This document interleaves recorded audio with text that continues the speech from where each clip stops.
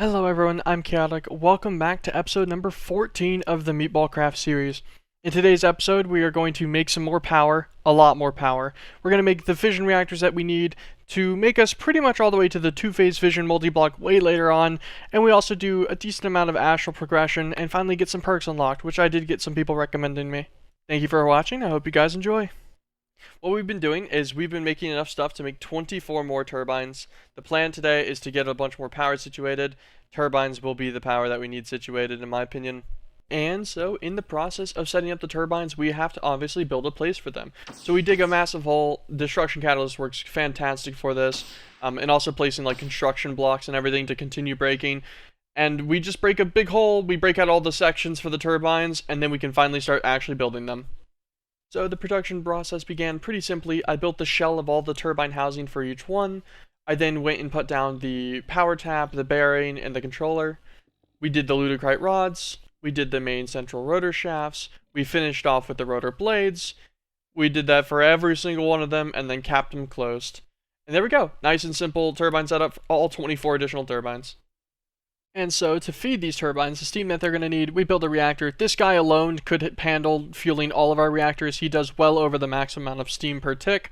But we build two of them anyways for just symmetry and aesthetics. And they look pretty cool, way bigger than you actually need those. So keep that in mind, you can do smaller reactors. One little thing, we do use fluid lasers for these for the infinite transfer since they do need to transfer 50 buckets a tick worth of steam.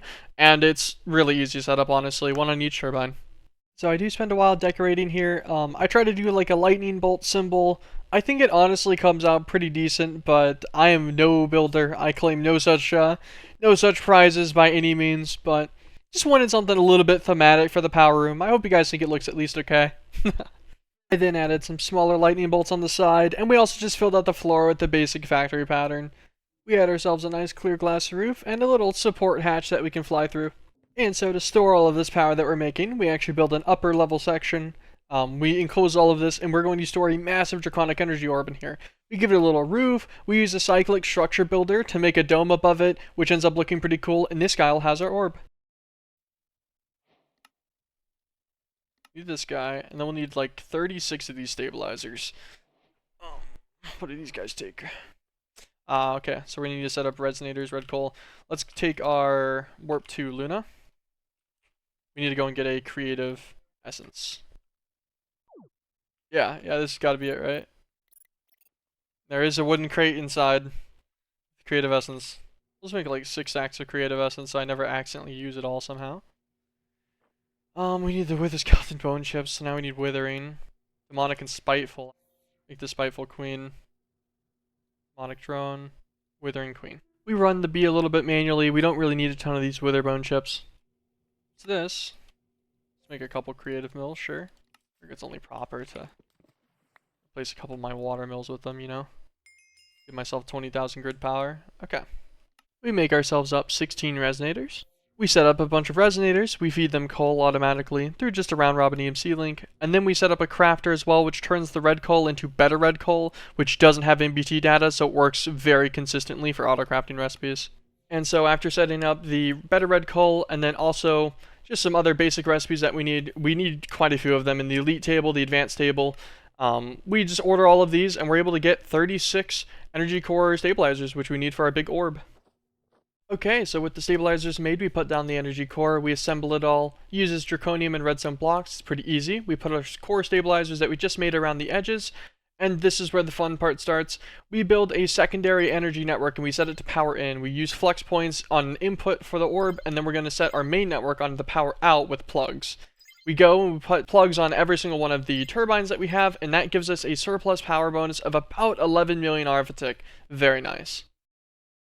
With power situated, we look at what else we'll need for the plasmatic condenser. We're missing weeping blue petals, so we set those up real quick inside of our big convex machine that has all of our other phytogenics.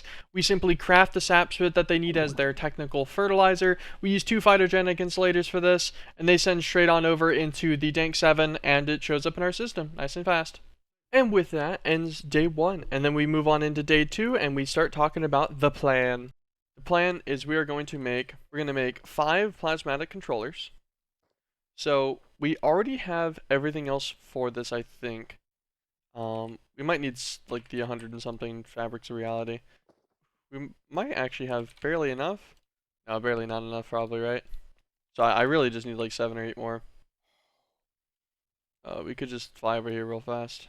I believe I saw another dimensional door over here. We just harvest up a bunch of this manually, bring it back to base.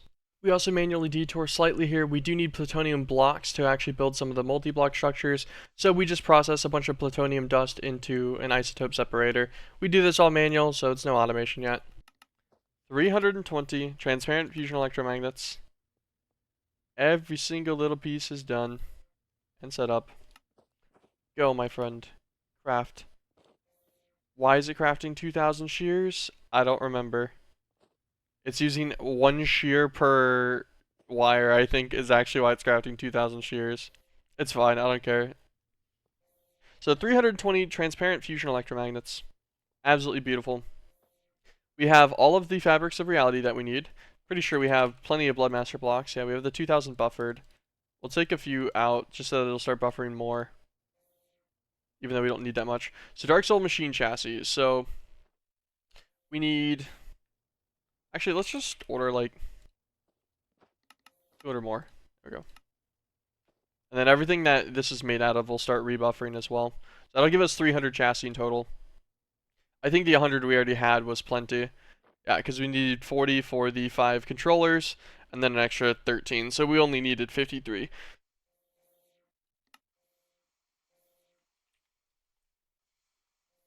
Perfect. 27 plutonium-242 blocks. That is officially everything for both 5 controllers and 1 condenser. And so with all the materials acquired, we do finally have to build them a new home. We do some cobblestone layouts and stuff to just determine the size of how the room's going to be. We go on a full red brick, like Dreadstone bricks and such, and basalt, set up a cool floor plan, use some red lighting and such, just to make it look all kind of neat. I thought it looked okay. And then we build the multi-blocks. We build the 5 controllers first because they're needed. After assembling all of our controllers, we use some fluid lasers to manage all of their plasma. To just prep this, we build them full multi-block of the condenser above them floating in the room. It's pretty nice. We also put our roof on in the background here. And we set up the fluid lasers to feed into it with all of its liquid. This is all pretty simple. We feed in the first sets of crystal blocks that we need to make some sedonite, and we get 2.5 stacks. Now we're going to passive it. Passiving this is actually super easy. We limited item filter a stack of each crystal type. Make sure you put that on the insert. We fill an EMC link, one of the upgraded ones, with all 6 crystals. We give it some extract upgrades as well to make sure it does a full stack at once, and it feeds directly on into our system. Every 20 seconds we get an additional crafting process because the plasma is blocking it from only having 5 controllers. Okay, so now we need to process the ore. I think the absolute most efficient way to process ore is like a Fortune 15 auto smelt. I would assume is the absolute peak way. But Fortune 15 is going to require us to get Meatballcraft to its like top tier Abyssal Nomicon and everything like that. So I guess we could work on that. Because our next step is going to be processing sedonite, and I don't want to waste any of it that we can get, so. Okay, so this is actually quite easy. We upgrade our rending wand that we need to get the extra essence to upgrade our book. We kill some mobs in the Omethal to actually get their essences. We make the leather, we upgrade to our Omethal Necronomicon, then we're able to upgrade to our Abyssal Nomicon after we already have the ingredients from killing Jizahar and his minions previously on. And now to super enchant. Super enchanting is extremely simple. It can only have books around it for the enchants. It can't be enchanted itself, and you need 50,000 PE. 5 Fortune 3s, pretty simple math, will give us Fortune 15. An auto smelt book to immediately convert it into ingots. And then 2 efficiency 5s to give us a solid efficiency 10. Our pickaxe in the center. Oh. Fortune 15 auto smelt. In theory... Oh, does it not work? I swear it works. No, it doesn't work on my sedonite. No. No. I've been told this works. Yeah, I just found it in the Discord. People are saying scorching heat is the way to do it as well.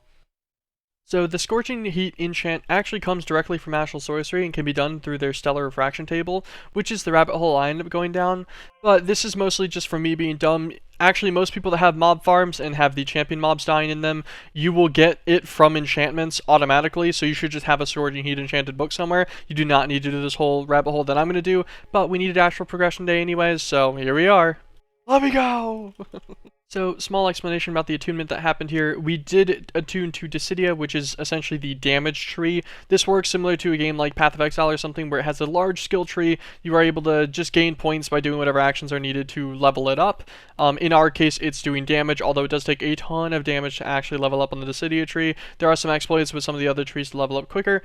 But yeah, this gives us range damage, melee damage, projectile speed, and just some other stuff. And we can also unattune ourselves and attune to a new constellation with an irradiant star, or simply just level up enough that we can branch off to other portions of the tree on their own. You are level capped in this mod pack, keep in mind, to level 30 by default, and you unlock more levels in your Astral Sorcery as you progress and use items. Pretty simple system though. It is a big benefit to your damage and survivability if you use it properly. Okay, so after our kidnapping from the attunement altar on accident, we do go through, we learn a few more constellations through the telescope. We use our stellar refraction table to put the Fornax constellation on a piece of engraved glass. We use that engraved glass over a book to enchant it. One of the enchantments we're going to get from this is the Scorching Heat enchant.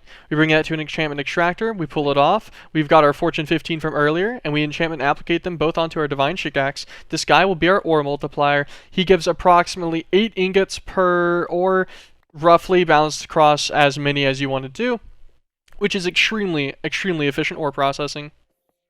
And we set up a small auto fortunator. Essentially, this is just a block placer that places Sedenite ore, a mechanical user using our specialty pickaxe, and it just taps it with the generic left click. It gets item collected and sent right back into the enemy system. Super easy, super passive. What we wanted is the molten Sedenite inside of a centrifuge. Gives us dimensional essence, liquid void, overworldian fluid, and nethengaic fluid for just 2 ingots of Sedenite. So once every single second, we make enough Sedenite to keep a centrifuge running constantly for things that don't need to run constantly. Another easy passive here, we simply set up 4 fluid drawers, we link them into a centrifuge and a melter. The melter gets ingots, gets centrifuged into the 4 liquids, that gets pushed into a drawer controller which directly spreads between the 4 drawers. These guys get pulled up and out into ender tanks, and there we go. Passive of all 4 of the fluids we need for our first 4 miners without any real difficulty now. So here begins our day number 3, and I immediately start getting to work, and I look at how many fission reactors we're going to need. We're going to need about 10 of them in total to get all of the fuels reprocessed and such, up to the tier that we'll need until we can get up to the 2-phase fission reactor, and this is going to be quite the process, so let's speed run it. We passive fiery metal plates, of which we're going to need to get more fission casings. We bulk thousands of empowered gravitite, because we don't really need that much of it, and this is pretty much its only use case, so it doesn't need a passive. With all of our other passives and such set up already, we've got it crafting the roughly 1,300 fission reactor casings we're going to need for the other 9 reactors.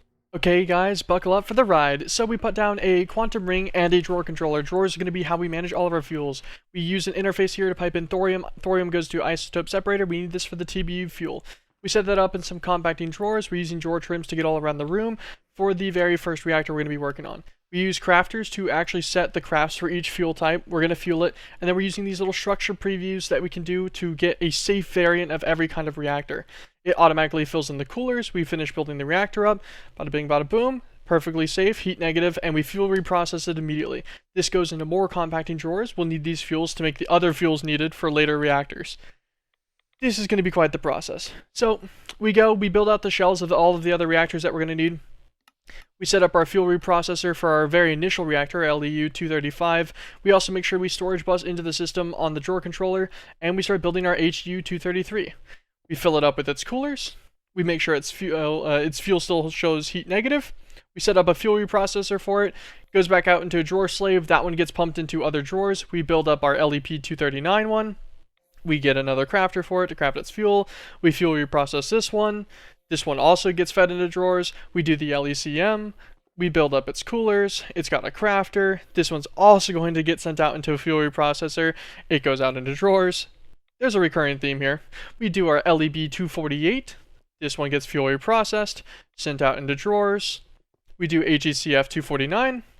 This one gets auto-crafted, sent into a fuel reprocessor, sent out to drawers. We do LEN 236 here. Guess what? We also do the HEA 242, and then we also set up the HECM 245. We do all of these in a row, and then we set up all of the crafters for each one individually here. We did it this way because there was just 3 more, and they were like additional reactors that don't follow the same initial line.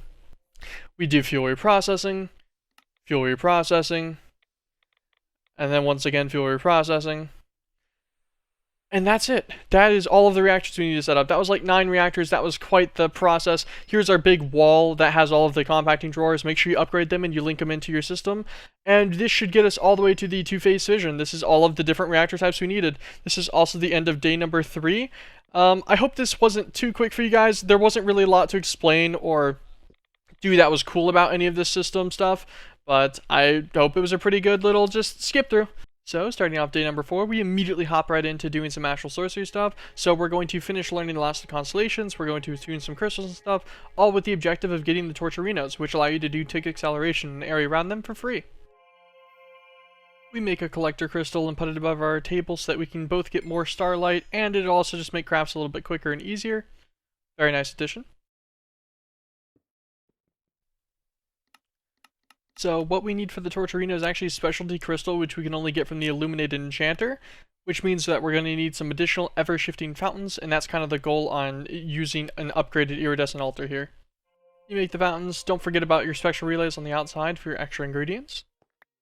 Okay, so we end up waiting like a full Minecraft month to get the Horologium constellation, because this is actually the specific attuned crystal we need. We set up our attunement altar, we throw on a crystal, and we're barely able to get 1 crystal attuned. We actually tried to attune 2, but the second one didn't finish before the daylight came. And this guy is used, and we can replicate him in the Illuminated Enchanter to make our Torcherinos. Using the Stellar Refraction Table as a base and the ever-shifting fountains we made, everything else we either already had or had an EMC-able amount for, and we were able to build our Illuminated Enchanter. This was actually a pretty easy multi-block. I'll say Horologium's the clock one. Yeah, makes sense, right? Okay, so if I do a stack of all of these, then that'll make 16 Horologium crystals. So if I do 2 stacks of all of these inputs, I can make 32 of them. I think that's probably pretty good. So 2 stacks of ender pearls, clocks, deep blue matter, and diamonds. This leaves us 4 slots open. We grab our attuned celestial crystal. This guy shouldn't get consumed. And then we grab a crate that we'll just put right here. And we just need to get like a ridiculous number of these guys. Okay, yeah, this guy's going. But here is so far 14, nope, now 15 attuned Horologium crystals. That is pretty good. That's enough for 15 Torcherinos. That's not bad. Okay, let's go and work on finishing out the last of these stuff we need for the bee breeding then. Get our assassin bee gun. This guy and this industrious drone will make a science queen. So now we're doing something kind of funny. We need to breed the mad scientist queen, which needs to be in a normal apiary, and it needs an explosion to have happened within the last 10 seconds of it, so I just put down a bunch of TNT for this. And the breeding actually shows that it makes a science queen, but this is fooling you. This lies to you. Cycle the queen 1 time first with the BB gun and your assassin queen, and there you go, you'll get a mad scientist princess and drone just like that. It tricks you. A lot of people actually get rid of the science queen and not realizing that that's the mad scientist. Just 1 more cycle away. Kind of interesting. Ender princess, spectral drone, phantasmal. So we'll make a quantum charming queen. This guy will make a quantum strange queen. Now I do remember that these guys, they like transmute between temporal, the quantums, and all of that, like on repeat all the time as they go. So they're a little bit annoying to deal with. So we're gonna actually put one of them away to make sure that we know which one we're working on. So quantum charming queen, we're gonna put him in here and then just shoot him. Yeah, see. So we got a quantum charming drone, but then a quantum strange princess. These guys should make a temporal no problem. We'll put these extra beats just away. Point. This is temporal queen. Pretty easy. So we're gonna throw them in here. We're gonna execute them. Temporal princess and 2 drones, and then we will do a good ol', not that one. I'd be pissed. Fertility 4. Typically around 40 drones is pretty much a guaranteed set. Oh, species temporal. Damn, that was quick. temporal species. Throw him in the genetic transposer, and then it's really just that simple. He's just going to make beast species temporal now. As much as he wanted, as long as you fed him genetics labware and gene samples, he would continue making temporal species samples. So we have the attuned celestial crystals. We'll need some more illumination powder. We can just go and make some illumination powder though. And blood infused ingots. Blood infused is not bad. We set up a simple input-output extract with filters on it. We TAB the main blood altar just to get done with the slates that are already in there and also to make sure that it doesn't outspeed its blood production. And there we go. The dimensional ingots are nice and bloodified. Super easy. And then so now, Torcherino. Let's see it. I think we can craft 32 of them. And there it is. What a beautiful day it is to have 32 Torcherinos. And so we decided our reactors were a little bit slow, so we used our first Torcherinos on these guys. They give you a 3x speed multiplier for these basic Torcherinos in an area of up to a 3x3. This is going to look a little bit different than ones that you'll see if you're on the newest version, and the version after this version is actually going to have these restricted from working on fission controllers, unfortunately, but you can still use the temporal bees, so if you want them to do a little bit faster, that's your method. And with that, that concludes episode 14 of Meatballcraft. Thank you guys so much for watching this series. I really appreciate all the support on it, and I hope you guys enjoyed this episode. We tried to cover a lot of content. I tried to condense it down to be not so boring, but also cover enough information that you guys should be able to figure out how to do these things on your own. And if you do need any assistance, please leave a comment. I respond to every single comment. I read all of them, and I'm always willing to help, or drop by the Meatballcraft Discord. Everyone in there is also extremely helpful for any issues if you need a quicker response and such. Thank you guys, though, for watching. I really do appreciate it, and I hope you all have an absolutely fantastic afternoon. I'll really try to edit the next episode quicker. Peace.